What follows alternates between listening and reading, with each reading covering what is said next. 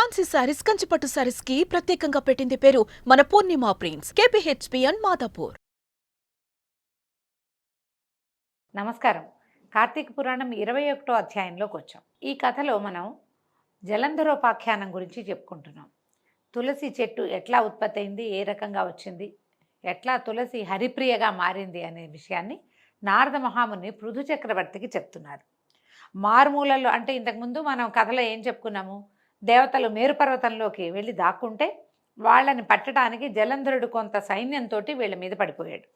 మారుమూలల్లో తలలు దాచుకున్నా కూడా వదలకుండా ముట్టడింప వస్తున్న జలంధరునికి భయపడిన వారైన దేవతలంతా పరిపరి విధాలుగా విష్ణుదేవతా స్తుతి చేయటం మొదలుపెట్టారు. విష్ణు స్తుతి చేయటం మొదలుపెట్టారు.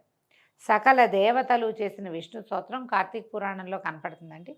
ఎన్నో విధాలుగా ప్రార్థించారు. నారదుడు చెప్తున్నాడు, ఇది కనుక ఈ స్తోత్రాన్ని కనుక చదువుకుంటే మనకి అన్ని రకాల కష్టాలు తొలుగుతాయట. అయితే సంస్కృతంలో ఉన్న దాంట్లోంచి తీసుకుంటే మనం తప్పులు లేకుండా దొరుకుతుందండి. అవకాశం ఉన్నవాళ్ళు చూడండి, పద్మపురాణంలో కనిపిస్తుంది. అయితే కూర్మాది అవతారములు ధరించిన వాడవు, సదా భక్తుల కార్యములు చేయటందు సంసిద్ధుడగువాడవును, దుఃఖములను నశింపచేయువాడవు, బ్రహ్మాదులను సృష్టించి వెలయింపచేయువాడవు, శంఖము గద పద్మము కత్తి ఆదిగా కలిగినటువంటి పంచాది ఆయుధాలను ధరించిన వాడు అయినటువంటి నీకు నమస్కారమగుగాక. భగవంతుని ఇట్లా ప్రార్థిస్తున్నారు. లక్ష్మీపతి, రాక్షసారాతి, గరుడవాహనుడు, పీతాంబరుడవు అయినటువంటి నువ్వు యజ్ఞాదులకు కర్తవు, క్రియారహితుడవు, సర్వరక్షకుడవు అయినటువంటి నీకు జయమగుగాక.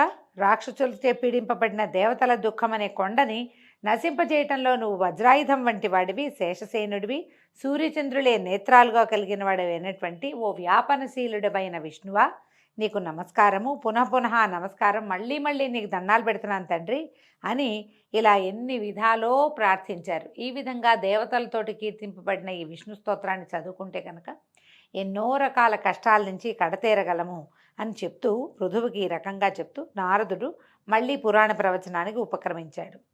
ఇలా ఎన్ని విధాలో ప్రార్థించగా వాళ్ళ అరుపులు ఏడుపులు, దుఃఖంలో ఉన్నప్పుడు ఉండేది వేరే, కష్టం నెత్తి మీద పడిపోయినప్పుడు ఆ పిలుపు వేరేగా ఉంటుంది. మామూలు రోజువారీ ప్రార్థన వేరు, ఏదైనా కష్టం వచ్చినప్పుడు నువ్వు తప్పిస్తే నాకు ఇంకో దిక్కు లేదు, నీవే తప్ప ఇతఃపరం వేరుగా అంటామన్నమాట. నువ్వు తప్పిస్తే మమ్మల్ని కాపాడేవాడు ఎవ్వడూ లేడు అని వాళ్ళు చేస్తున్నటువంటి ప్రార్థన ఈయన చక్రపాణి చెవినబడ్డాయి. దేవతల కష్టాన్ని చింతిస్తూనే దానవులపై కోపం కలవాడై చెయ్యన్న తన చెయ్యని వీడి గరుడ వాహనంపై కదులుతూ, లక్ష్మి నీ తమ్ముడైన జలంధరునికి దేవగణాలకి యుద్ధం జరుగుతోంది, దేవతలు నన్ను ఆశ్రయించారు, నేను వెళ్తున్నాను అని చెప్పాడు. అందుకు ఇందిరాదేవి రవంత చెల్లించినదై, నాథా నేను నీకు ఇంత ప్రియురాలనై ఉండగా నీవు నా తమ్ముని వధించడం ఎలా జరుగుతుంది అని ప్రశ్నించింది. ఇప్పుడు జలంధరుడు లక్ష్మీదేవికి తమ్ముడు ఎట్లా అయ్యాడు? క్షీరసాగర మథనంలో పుట్టినది లక్ష్మీదేవి, సాగర సంగమంలో జన్మించిన వాడు జలంధరుడు. ఈ విధంగా చంద్రుడితో పాటు మన జలంధరుడు కూడా లక్ష్మీదేవికి సోదరుడే, ఆమె తండ్రి అందే పుట్టాడు కాబట్టి ఇక తమ్ముడని చెప్తున్నారనమాట. అప్పుడు రమాధవుడు నవ్వి, నిజమేదేవి, నాకు నీ మీద ఉన్న ప్రేమ చేత, బ్రహ్మ నుండి అతను పొందిన వరాల చేత, శివాంశ సంభూతుడు కావటం వల్ల కూడా జలంధరుడు నేను చంపదగినవాడు కాదు అని మాత్రం చెప్పి సర్వాయుధ సమీకృతుడై గరుడవాహనారూఢుడై అతి త్వరితంగా యుద్ధ భూమికి చేరిపోయాడు. మహాబలి అయిన గరుడుని రెక్కల విసురులకు పుట్టిన గాలి వలన రాక్షస సేనలు మేఘశకలాల వలె చెల్లాచెదరై నేల కూలిపోసాగాయి. అది గుర్తించిన జలంధరుడు ఆగ్రహంతో ఆకాశానికి ఎగిరి విష్ణువుపై యుద్ధాన్ని ప్రకటించాడు. ఈయన ఏం చేశాడు, జలంధరుడు యొక్క జెండాని, రథచక్రాలని, ధనుసుని చూర్ణం చేశాడు విష్ణుమూర్తి. అతని గుండెల మీద ఒక బాణాన్ని కూడా వేశాడట విష్ణువు. వేసేసరికల్లా ఆ బాధామయ క్రోధంతో జలంధరుడు గదాధరుడే ముందుగా గరుడుడి తల మీద మోదాడు. గరుత్మంతుడు నేల కూలాట ఆ దెబ్బకి. తక్షణమే విష్ణువు అతని గదను తన ఖడ్గంతో రెండుగా నరికి వేశాడు. విష్ణుమూర్తి ఖడ్గం పేరు తెలుసు కదా, నందకం అని చెప్తారు. ఆ నందకంతో ఆ గదని రెండు ముక్కలుగా చీల్చిపారేశాడట విష్ణుమూర్తి. అలిగిన అసురేంద్రుడు ఉపేంద్రుడి ఉదరాన్ని పిడికిట పొడిచాడు. విష్ణువుతోటి బాహుబాహవి యుద్ధం చేస్తున్నాడండి. బాహుబాహి యుద్ధం, ఒకళ్ళ చేతులతో ఒకళ్ళు కొట్టుకుంటున్నారనమాట. అక్కడితోటి జలసాయికి జలంధరుడికి బాహుయుద్ధం ప్రారంభమైంది. ఆ భుజాస్ఫాలనలకు, ముష్టిఘాతాలకు, జానువుల తాకిళ్లకి భూమి మొత్తం ధ్వనిమయం అయిపోవటం మొదలుపెట్టింది. భయావహమైన ఆ మనోహర కలహంలో జలంధరుని బలపరాక్రమాలకు సంతుష్టుడైనటువంటి విష్ణుమూర్తి, ఆహా ఎంత బలశాలివి నువ్వు, నీ పరాక్రమం నన్ను ముగ్ధుని చేసింది, ఏదైనా వరం కోరుకోమని విష్ణువు అనగానే జలంధరుడు చేతులు జోడించి, బావా రమారమణ, నీవు నా యందు నిజంగా ప్రసన్నుడవే అయితే మా అక్కగారైన లక్ష్మీదేవితోనూ నీ సమస్త వైష్ణవ గణాలతోనూ వచ్చి మా ఇంట్లో ఉండిపో అని ప్రార్థించాడు. తానిచ్చిన మాట ప్రకారం తార్క్యవాహనుడు తక్షణమే దానవ మందిరానికి తరలి వెళ్ళిపోయాడు. సమస్త దైవస్థానాల్లోనూ రాక్షసుల్ని ప్రతిష్ఠించాడు జలంధరుడు. దేవసిద్ధ గంధర్వాదులందరి వద్ద ఉన్న రత్న సముదాయాన్నంతటినీ స్వాధీనపరుచుకున్నాడు. వాళ్ళందరినీ తన పట్టణంలో పడి ఉండేటట్టుగా చేసుకుని తాను త్రిలోక ప్రభుత్వాన్ని నెరపసాగాడు. ఓ పృథు చక్రవర్తి, ఈ విధంగా జలంధరుడు లక్ష్మీనారాయణులను సాక్షాత్తు విష్ణుమూర్తిని లక్ష్మీదేవిని తన ఇంట్లో కొలువుంచుకుని భూలోకమంతటినీ ఏకఛత్రాధిపత్యంగా ఏలుతుండగా విష్ణు సేవా నిమిత్తంగానే నారదుడు ఒకసారి ఆ జలంధరుని ఇంటికి వెళ్ళాడు. నారదుడు ఇట్లా చెప్తున్నాడు, నేను వెళ్ళానని చెప్తున్నాడనమాట.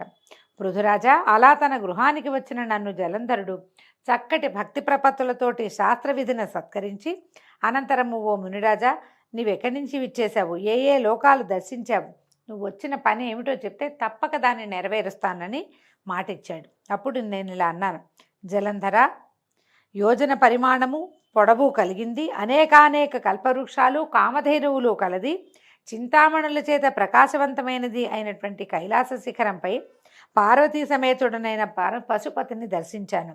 ఆ వైభవాలకు దిగ్భ్రాంతుడనైన నేను అంతటి సంపద గలవారు మరెవరైనా ఉంటారా అని ఆలోచిస్తే త్రిలోక చక్రవర్తిపైన నువ్వే స్ఫురించావు. నీ సిరి సంపదలు కూడా చూసి నువ్వు గొప్పవాడివో ఆ శివుడు గొప్పవాడో తేల్చుకోవాలని ఇలా వచ్చాను. అన్ని విషయాల్లోనూ మీ ఇద్దరు ధీటుగానే ఉన్నారు, కానీ ఒక శ్రీరత్నపూటు ఆధిక్యత మాత్రం నీకంటే ఆ శివుడి దగ్గరే ఉంది. శ్రీరత్నం ఉంది శివుడి దగ్గర అని చెప్తున్నాడు. మీ ఇంట్లో అప్సరసలు నాగకన్నులు మొదలైన దేవకాంతలు ఎందరైనా ఉందురుగాక, వాళ్ళంతా ఏకమైనా సరే ఆ ఏణాంకధారికి ప్రాణాంకస్థిత అయిన పార్వతీదేవి ముందు ఎవ్వరూ కొరగారు. ఏణాంకధారి అంటే ఏణాంకాన్ని లేడిని పట్టుకుంటాడు శివుడు, ఏణము అంటారు దాన్ని పట్టుకున్నటువంటి ఆయనకి ప్రాణాంకస్థిత, ఆయన తొడ మీదే కూర్చుని అట్లా సగంలో ఉంటుంది పార్వతీదేవి, ఆమెతోటి సమానం కారు. కళ్యాణాత్ పూర్వం వీతరాగైనటువంటి విషమాంబకుడు సైతము ఏ విద్యుల్లతా సౌందర్యమనే అరణ్యంలో భ్రామితుడై చేపవిలే కొట్టుమిట్టాడాడో అటువంటి ఈ అద్రినందనకు ఇక ఏ చానా ఈడు కాలేదు. అంటే అంతకుముందు తపస్సు చేశాడు పరమేశ్వరుడు, అంతకాలం తపస్సులో ఉండి కూడా ఈ లేత పరువాలంలో ఉన్నటువంటి పార్వతీదేవిని చూడగానే మన్మథవశానికి లోనై ఆమెను వివాహం చేసుకున్నాడు. ఆ విషయాన్ని కుమార సంభవ పూర్వగాథని ఇక్కడ చెప్తున్నాడు అనమాట.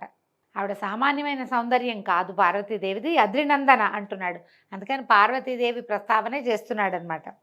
ఇక పార్వతీదేవినే నిత్యం పరిశీలిస్తూ బ్రహ్మదేవుడు ఆమె అందానికి సాటి తేవాలనే నిశ్చయంతో బ్రహ్మదేవుడు అప్సరాగణాన్ని సృష్టించాడు. కానీ ఆ అప్సరసలందరూ ఏకమైనా సరే ఆ అమ్మవారి కాలి గోటికి కూడా సరిపోరు. వాళ్ళంతా కలిపి ఒక ముద్ద చేసినా పార్వతీదేవి కాలిగోటికి కూడా సరిపోరు.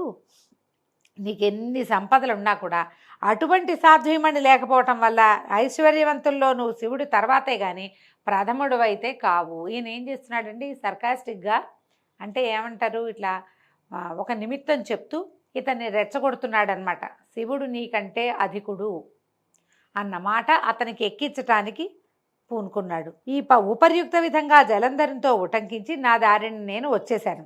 అనంతరము పార్వతీ సౌందర్య ప్రలోభుడైన జలంధరుడు మన్మథ జరగ్రస్తుడయ్యాడు.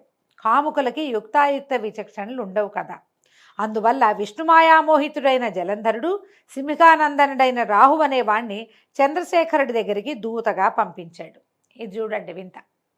రావణాసురుడి గాథలో కూడా మనం ఇట్లాగే విష్ణుమాయామోహితుడైన రావణుడు అమ్మవారినే తనతోటి పంపించమని కోరుకున్నాడు.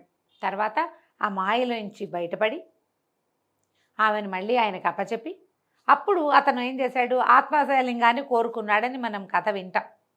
ఇక్కడ కూడా జలంధరుణ్ణి విష్ణు తనంతట తనే ఎక్కడో ఉన్న విష్ణుమూర్తిని తెచ్చి తన ఇంట్లో పెట్టుకున్నాడు జలంధరుడు. మాయామోహితుడయి అమ్మని కాంక్షించేంత కాముకుడు అయిపోయాడు. కాముకులకి యుక్తాయుక్త విచక్షణ జ్ఞానము ఉండదు. పరమేశ్వరుడెవరు, పార్వతి ఎవరు, నేనెవరిని, ఇలాంటి ఏ జ్ఞానము లేక సాక్షాత్ పరమేశ్వరినే కోరుకోవటం మొదలుపెట్టాడు. ఏం చేశాడు? సింహికానందన్ రాహు అనేవాడిని పంపించాడు. దూతగా పంపించి శుక్లపక్షపు చంద్రునిలా తెల్లగా మెరిసిపోతుండే కైలాస పర్వతాలన్నీ తన యొక్క కారు నలుపు దేహకాంతులు సోకి నల్లబడుతూ ఉండగా రాహువు కైలాసాన్ని చేరి తన రాకను నందీశ్వరుని ద్వారా పరమేశ్వరుడికి కబురు పెట్టాడు. ఏం పని మీద వచ్చావు అని పరమేశ్వరుడట కనుబొమ్మ కదిలించాడట. మాట ఏం లేదు, ఇలా అన్నాడనమాట. కనుబొమ్మ కదిలించి ప్రశ్నించాడు. ప్రశ్నిస్తే రాహు ఇట్లా చెప్పేట, ఓ కైలాసవాస, ఆకాశంలోని దేవతలందరి చేత పాతాళంలోని ఫణుల చేత కూడా సేవింపబడుతున్నవాడు, భూలోకానికి సాక్షాత్తు ప్రభువు, ముల్లోకాలకు ఏకనాయకుడు అయిన మా రాజు అయిన జలంధరుడు ఇట్లా ఆజ్ఞాపించాడు. హే వృషధ్వజ, వల్లకాటిలో నివసించేవాడివి, ఎముకల పోగులను ధరించేవాడివి, దిగంబరివి అయిన నీకు హిమవంతుని కూతురు, అతిలోక సౌందర్యవతి అయినటువంటి పార్వతి భార్యగా పనికిరాదు. ప్రపంచంలోని అన్ని రకాల రత్నాలకు నేను రాజునై ఉన్నాను కాబట్టి స్త్రీరత్నమైన ఆ పార్వతిని కూడా నాకు సమర్పించు. ఆమెకు భర్తనయ్యేందుకు నేనే అర్హుడిని కానీ నువ్వెంత మాత్రమూ తగవు.